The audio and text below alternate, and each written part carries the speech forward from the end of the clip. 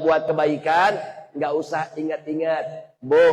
Terkadang yang bikin ibadah kita ditolak, yang bikin kebaikan kita ditolak, karena kita sibuk supaya bagaimana teman-teman kita bisa melihat kebaikan kita. Nggak perlu, kita nggak butuh penilaian manusia, kita nggak butuh anggapan manusia, karena biasanya yang namanya manusia, kita bikin kebaikan 1000 kali, kesalahan 1 kali.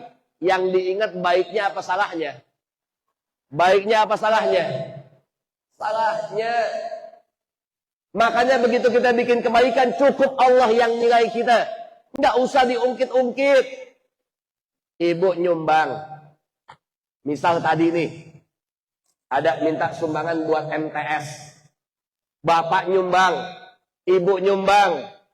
Tapi begitu nyumbang, ibu nggak sebutin nama. Nyumbang MTS 100 juta. Sudah baik di awal niatnya. Saya nggak mau ada yang tahu. Panitia, tolong tulis nama saya cuma dengan hamba Allah. Ibu duduk di sini nih. Gabung sama teman-teman. Panitia pembangunan naik ke MTS. Menyebutkan, alhamdulillah malam ini kita mendapatkan bantuan buat MTS sebesar 100 juta rupiah dari hamba Allah.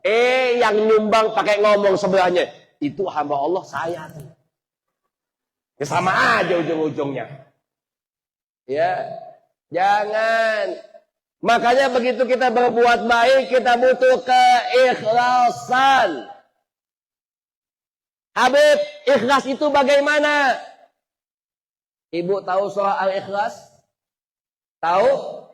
Qul huwallahu Allahus lam yalid wa lam yakul lahu. Baik, Pak.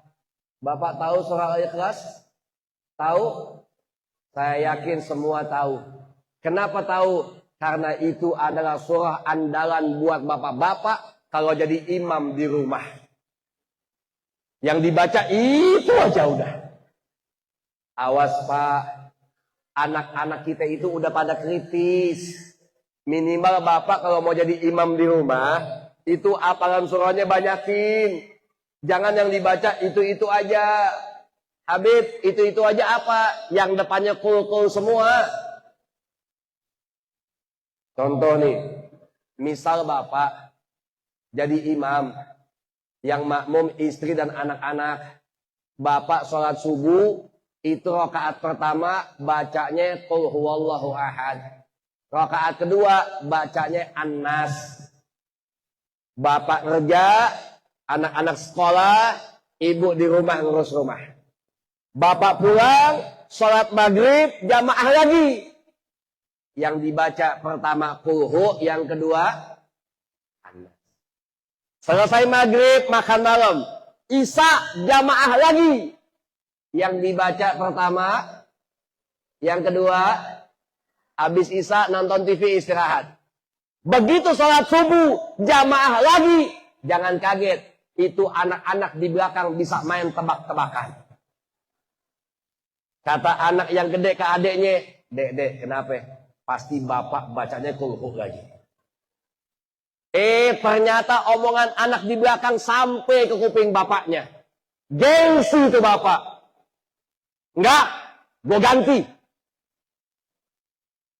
Supaya apa? Supaya enggak diledekin sama anak-anaknya. Begitu dia baca, bukan ngambil yang agak pendekan, dia ngambil yang agak panjangan.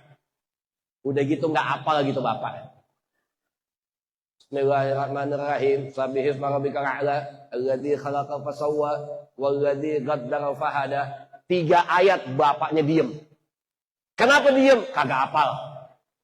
Kenapa diganti? Karena diledekin anak di belakang. Akhirnya supaya enggak malu, diulang sama bapaknya. Sabbihisma rabbikal a'la alladzi khalaqa fasawwa walladzi qaddara fahada. 3 ayat diem lagi karena emang hafalnya cuma 3 ayat. Itu adek ngomong sama kakaknya, ye kakak salah, bapak nggak baca qul lagi. Karena subuh pagi-pagi anak-anak ngantuk, bapak baca surah nggak nyambung-nyambung. Akhirnya anak di belakang ngomong, Udah Pak, yang biasa aja, kulhu lagi aja udah. Jangan. Makanya ya Pak, jadi contoh yang baik. Syuh, Bu, Ibu tahu surah Al-Ikhlas? Tahu surah An-Nas? Ayo kita baca. Qul a'udzu birabbin malikin ilahin sampai akhir hayat. Ibu tahu surah Al-Falaq? Qul a'udzu birabbil. Ibu tahu surah Al-Kafirun? Qul ya ayyuhal. Baik. Ada 4 surah yang depannya qul yang paling dekat sama kita. Yang pertama An-Nas, Qul a'udzu birabbin nas. Yang kedua Al-Falaq, Qul a'udzu birabbil falaq. Yang ketiga Al-Kafirun, Qul ya ayyuhal. Ada yang 4, yakni Al-Ikhlas, Qul huwallahu. Apa bedanya? Bedanya An-Nas, Al-Falaq, Al-Kafirun itu nama surahnya ada di dalam bacaan ayatnya. An-Nas, Qul a'udzu birabbin nas. Al-Falaq, Qul a'udzu birabbil falaq. Al-Kafirun, Qul ya ayyuhal. Tapi yang namanya surah Ikhlas namanya tidak ada dalam bacaannya. Qul huwallahu Allahus lam yalid wa lam yakul lahu. Jadi ibu kalau mau tahu yang namanya Ikhlas, sebagaimana surah Ikhlas ada namanya tapi tidak disebutkan dalam surahnya. Itulah Ikhlas. Ada perbuatannya, tapi nggak usah orang lain melihatnya. Cukup Allah dan malaikatnya yang mencatat kebaikan-kebaikan kita. Salah satu kerugian kita, seandainya kita hanya ingin mendapatkan pujian dari manusia. Pertama, mereka akan lupa dengan kebaikan kita. Yang kedua, Allah tidak akan mencatat kebaikan kita. Kenapa begitu? Karena seandainya kita hanya ingin dipuji oleh manusia, itu bisa jadi merupakan tanda-tanda kesombongan dalam diri kita. Apa kata Nabi Muhammad? La yadkhulul jannah.